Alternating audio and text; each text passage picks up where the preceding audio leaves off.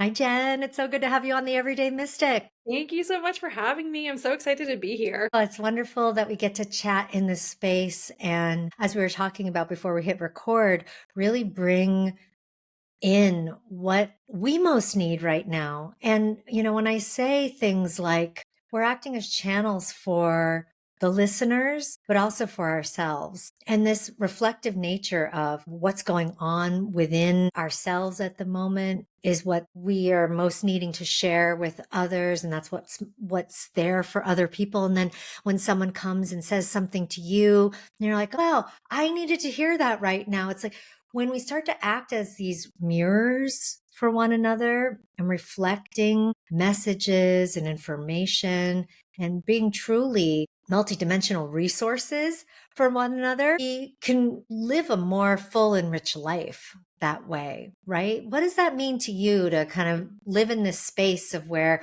we're picking up energies and we are communicating on a different level than just, I will just call it the normie level? I think just like honoring where you are. And I mean, sometimes you're going to be more receptive to messages, and sometimes it's just going to be really quiet. I mean, it's, what people consider normal is going to change on a variable basis. But I think just like honoring where you are. And I mean, not everybody's going to hear messages the same way.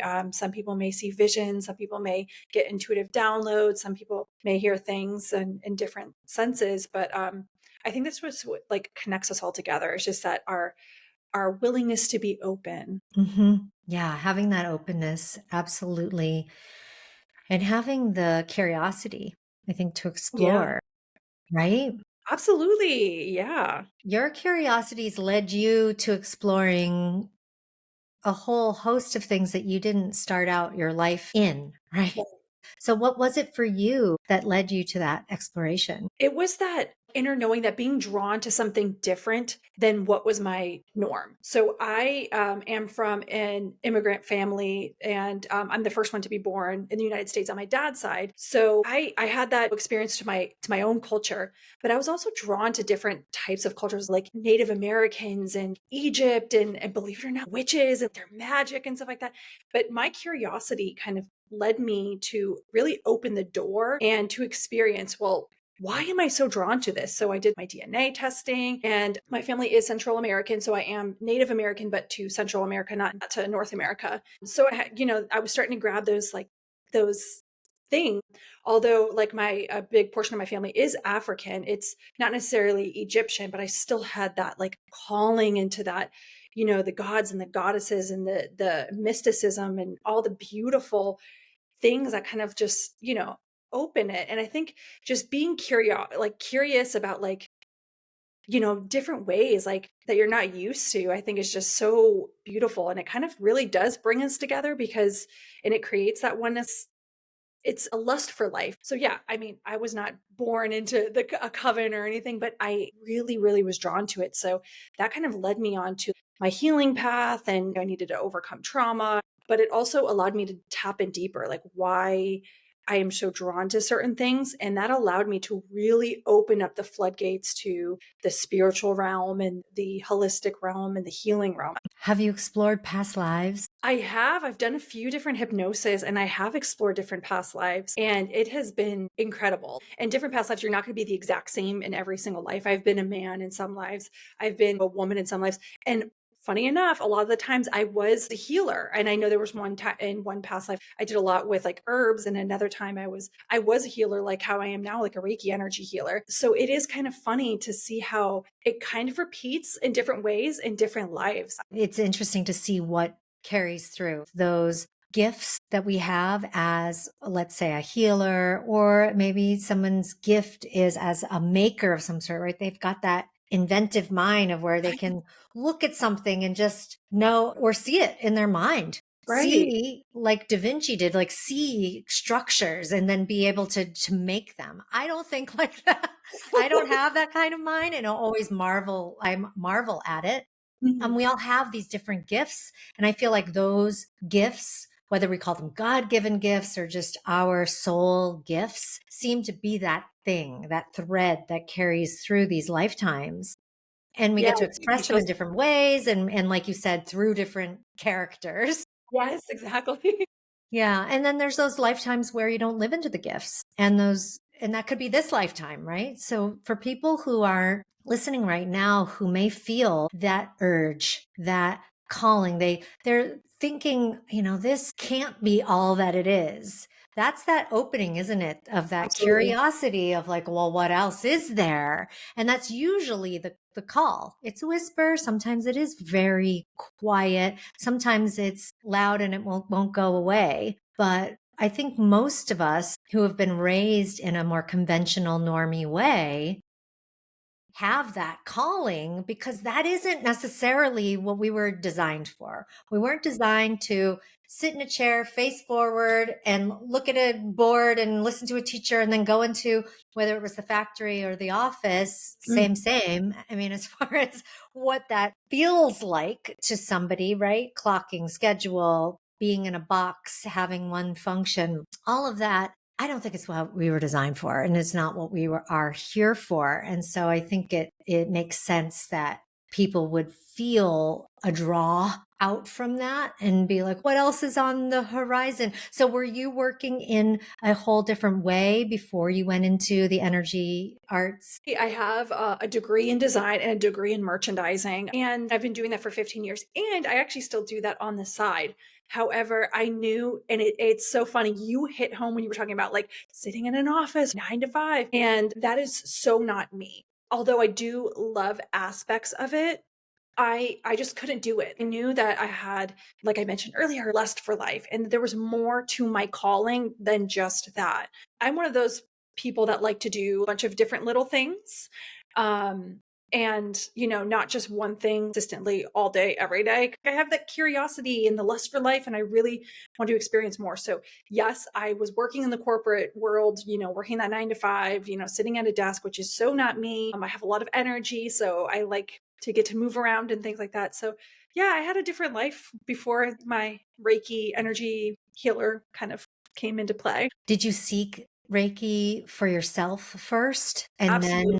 decided it was something you wanted to work in? Yes, absolutely. So about 10 years ago, I decided I really wanted to start my healing journey. And that was the time when I was like really tapping into my own personal DNA history. Like, where are my family from other than just Central America? I wanted to know more. And that's kind of what led me on to learning more about spirituality and reading things like the Four Agreements and The Secret and things like that. And that really opened the floodgates. And just working with yoga and meditation, crystals, essential oils. And then I was introduced to Reiki. I didn't even know what it was, but I was like, you know what? I am on this path and I really want more out of life. So I went to my first session and I just fell in love instantly. And I went probably about 6 months. And then that's when I became a certified healer for Reiki 1. And that was just to continue to heal myself. And then after that, I realized there's no way that I can't continue on this path and get my second certification so I can help heal other people. I think that through that training and the healing of myself, that's when I found my purpose. Yeah.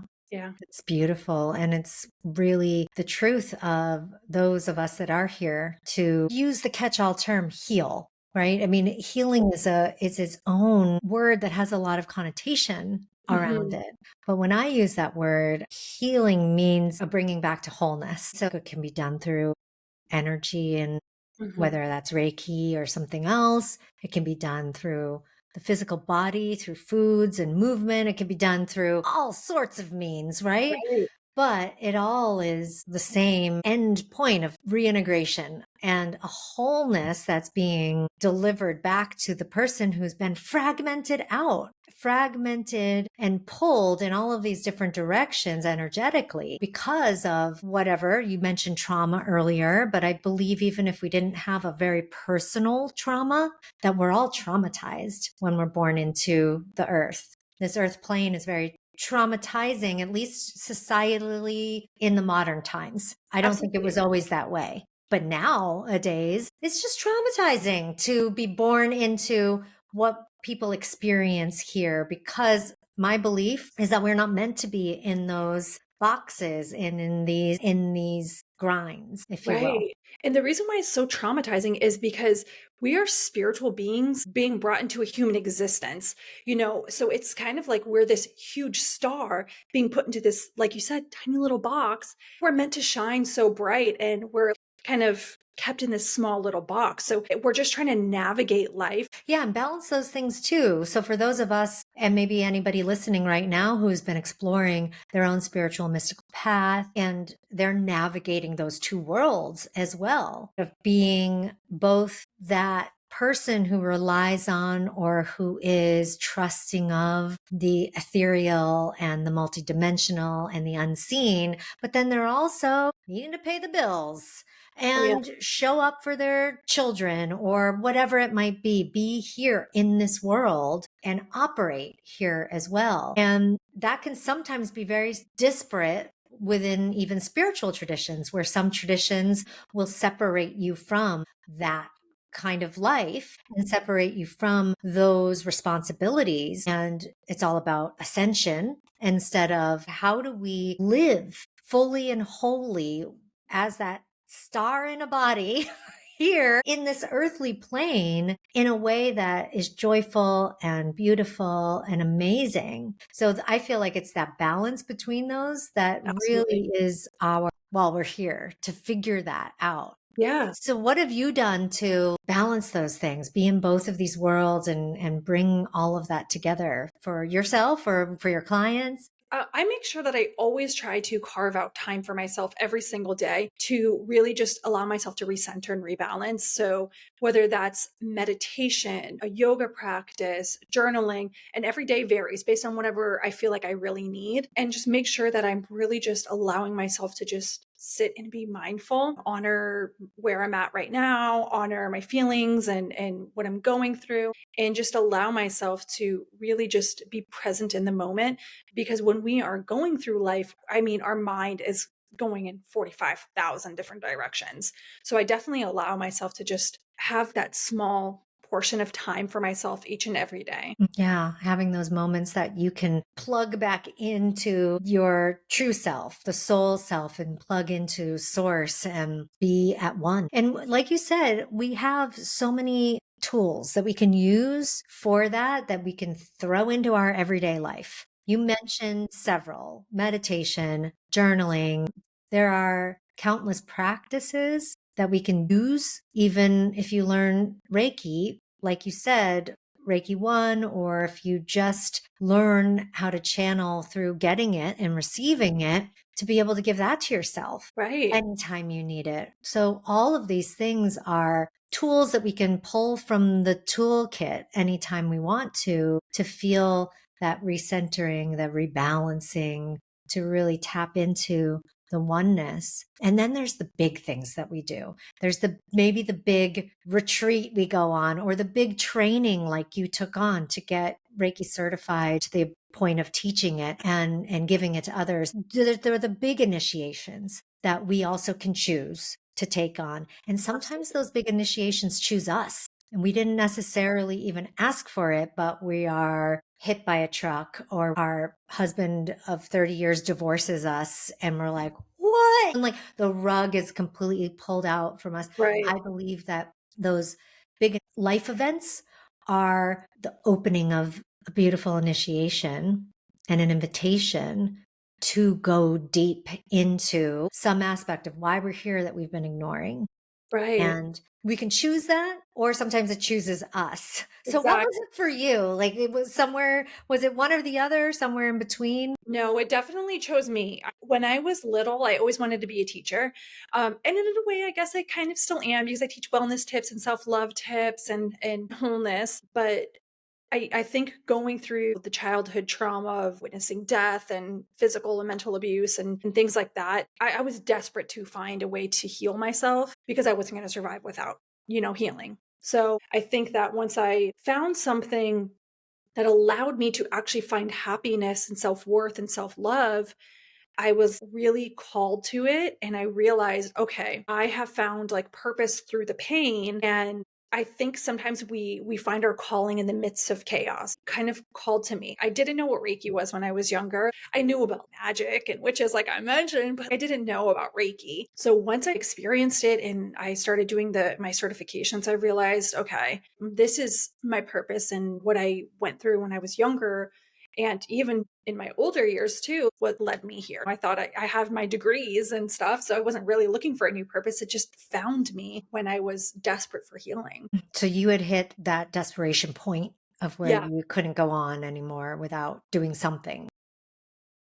Yeah, it was sort of numbing myself. I'm originally from Miami. I don't live there anymore, but originally from Miami, like I partied and I drank and I put all these bandages on top of the wound that I had. And you can only do that for so long. You're not going to get far in life and you're not going to really feel whole and complete. I realized I couldn't do it anymore. Yeah, I relate to that completely. Same thing of just choosing the band-aids and choosing the numbing. And I think that choosing the numbing had its time of being valuable and the right choice. And then quickly became the wrong long-term choice. There's a lot of these short-term fixes or band-aids or things that we choose because we need to, like out of necessity. We are in the midst of some shitstorm. It is bad. And the only way we're going to survive is to dissociate or choose something else that looks also like trauma, but we've got to do that now to survive this. It's the maintaining of that. It's when you don't learn from that point forward and learn a new way and choose then yourself out of that, maybe that emergency relief, so that when that emergency relief becomes just the way you live, then that's when we are self-perpetrating, aren't Right. we? At that point, we're just sort of self-destructing, hurting ourselves instead of it being, whew, emergency, needed that. Now I'm going to figure out how to really heal, how to really help, and how to really love. You mentioned that earlier of sharing self-love tips. What's that been like for you, that journey back to loving who you are? Honestly, like even when I was younger, before I experienced all of this trauma, I think there was that disassociation. I didn't really feel connected to myself. It's funny we were talking about earlier. Like I had a hard time coming into this earthly realm. I'm definitely an old soul. I think maybe I was resistant on coming back. I was like, I don't want to come back here. But I definitely had a hard time really valuing who I was as a person. Through the years, like if you don't really value yourself, you can't really have the capacity to love or value anybody else, you know? And if your worth is low, then you're going to settle for less. You know, you settle for horrible relationships, you'll settle for horrible jobs and friends and things like that. And I think once I started healing and really embracing and embodying self love and confidence and boundaries, big one, boundaries. I think that's when I started realizing my worth, that I am so worthy of so much more than I even gave myself credit for. And it's been truly magical. Sometimes I do have to remind myself of my worth, but 99% of the time I feel like I have a really good grasp on my worth and my boundaries, and it's been a beautiful journey. It's been a long journey, but it's been a beautiful journey. And I think that it was well worth it. Thank you for mentioning that, that even though you have been on this path and that you know what to do, and that you've approached self-love and self-worth, and you know that you are this amazing, magical being, that you still need to remind yourself of it. Oh my gosh. Thank Yeah. you for saying that, because we all do. And I want those listening who may be at these earlier stages of exploring what it means to truly love the divinity of you, the wholeness of you, or to be on this spiritual path. It is not something that you enter into and then boop, it's done. You're Yes. there. And then you have no more work to do. It is constant work in the sense of keeping ourselves in that space and keeping out a lot of these other distractions and energies and things that want to come in and disturb all of that. And it is work, beautiful work, but it's still work to stay on this quote unquote path. Yeah, So that's important for us all to know and remember. And it certainly isn't something to beat ourselves up about either. That like, yeah, oh, I was riding high here and I had figured all this out and now why am I back down here? It's just another opportunity, isn't it? Another absolutely. reason to level up and to realize something new or fresh or just be able to become stronger in that conviction. Absolutely. I think honoring where you are and how you're feeling is so important. I'm not about that toxic positivity. If you feel like shit, that's okay. You're allowed to. We're humans we're having this human experience that is just so out of the world. We're allowed to have those bad days and those bad moments, and we don't have to put on a smile for everyone to see. We are allowed to honor ourselves where we are. It's a journey. So like the more you heal and the more that you are like working towards that healing, then you're really going to be able to feel better for longer. And that's so important. So yeah, you may still get those off moments, but they're going to be far and few in between. And don't you find that the recovery from those moments too is quicker? Oh, absolutely. You bounce back so much quicker. Yeah. So having what I would call grace for Absolutely. ourselves, our human selves, our experience here, and then being able to laugh about it and Yeah, actually get to joy to a place of where we actually can laugh and truly laugh because we understand that it's part of this wild ride that we're on and this whole experience that is just, it is magical. It is incredible what we get to experience here and also what we get to create here. So the faster we get to the laughter and the closer we are to truly understanding this whole mystery, what we think is so challenging and hard and confusing. As soon as we get the aha and then get to laughter, we're like, okay, now I'm getting it. Now I really understand what's going on here. exactly. When we talk about being an everyday mystic and being able to move through life through with this understanding that we are more than just this flesh and bones and that we have a deeper or a higher purpose. As you mentioned, you realized what yours was through the pain that you had experienced. So once we get there and we're living a different life than what we thought we should live or what we were living, what does that everyday life look like for you? How is it different than it was for you in the past? Well, I think it's different now because I now have the tools that I need to like really bring it back like to center if I need to. Obviously, if I'm going through something like a big experience in my life and I'm like, "Oh, I do need outside help."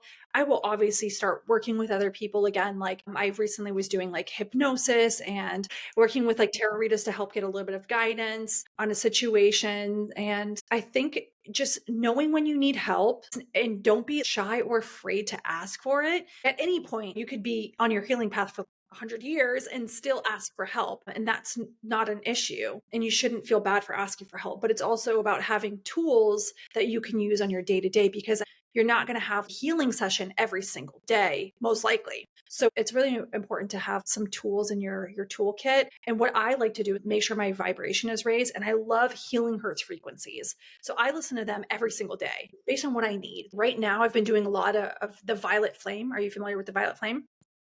No? So the violet flame is really good at clearing negative and karmic energy, and clearing energy that's not our own. Because the people that are listening to your podcast are most likely empaths, so they may absorb other people's energies that are not our own. So it's really great. It's a healing frequency that you can listen to. That really great at clearing out that energy that's not really ours, and even maybe some of our negative energy that maybe we do have, so that way it can recenter and allow more positive energy to come in. So I always make sure I listen to healing hertz frequencies based on what I need. And that's what I've been needing lately is the violet flame kind of meditations. Beautiful. Having those tools available. That's so important for people to have a set of practices that they can call on. And like you said earlier, they're different every day, depending on what's needed, where you're at, and what you're feeling, what you're experiencing from the external world. getting to know ourselves in that way of where we actually know what we need is Yes, so important too as part of this path. What were the things absolutely. that you did to truly get to know yourself so that you could trust that intuition that, oh, I need this. I'm going to go do it. So our intuition is always within us. The thing is that when we are going through a hard time or we're experiencing a lot or we have a lot of external people trying to tell us what to do, we may doubt our intuition. And my intuition has always been strong, even when I was little. I just didn't know what it was and how to really listen to it. So I think once I started clearing the blockages, and Reiki has helped that tremendously to clear those blockages in my chakras and my energy centers. It helped me clear the chatter in my mind. So that way I could actually sit down and really just listen. And again, like I said, it was always speaking to me, but there was too much chatter going on in my mind, too much depression and this and that. So my mind was always going, being able to use Reiki to help clear blockages, and then meditation and yoga to really help recenter and quiet that mind. I'm actually able to just sit down and just listen to what I really need. So I think doing a lot of energy clearing and that spiritual body work as well was really, really helpful at helping me tap into my intuition more. It's huge. The clearing part is a massive part of this path of getting to clarity and clearing the Absolutely. vessel. Cleaning the vessel, clearing it. I did a lot of detoxing when I was younger because I did a lot of partying. Also, I've gone through periods of physical detoxing and certainly energetic detoxing as well. And that clearing work is crucial. If we're not yet a pure channel or a clear enough channel, we don't have to be completely pure, but clear enough that we can receive, then you can receive, but it may be more toxic stuff, whether that's toxic spiritual energy, toxic entities. I believe we attract those things, and we attract it because we're not yet clear. We're not yet in a state of being that right vessel to receive. So that work is so vital, isn't it? To making sure Absolutely. we are bringing in what's of our highest and best and not just Right. using some external thing, a practice, a tool, a system, a drug, even. A lot of people are on the psychedelic journey right now and using a lot of plant medicines. And on the one hand, it's beautiful. I love that that's opening a lot of people up. And it's also very clearing. It can Mhm. be a major purging event, but if those who are doing that aren't necessarily doing the right integrations afterwards, then it can lead to uh, difficulties, problems down the line. Right. So none of the things we're talking about can be done in just a bubble. That only thing. It's part of this holistic Yep. system, right? And that's built into your business name. And I know it is Yes. on purpose that it is. That Absolutely. holistic nature of living is vital to all of this, isn't it? Oh my gosh, 100,000%. There's got to be that mind, body, spirit, soul connection. Because you can't just do the one thing and then like, oh, it fixes everything. It's got to be from a holistic standpoint, and that includes the healthy diet, being mindful of what you're eating and mindful of who you're spending your time around, your energy, and what you're ingesting visually and mentally and emotionally. So it's really important to see the self from all different perspectives.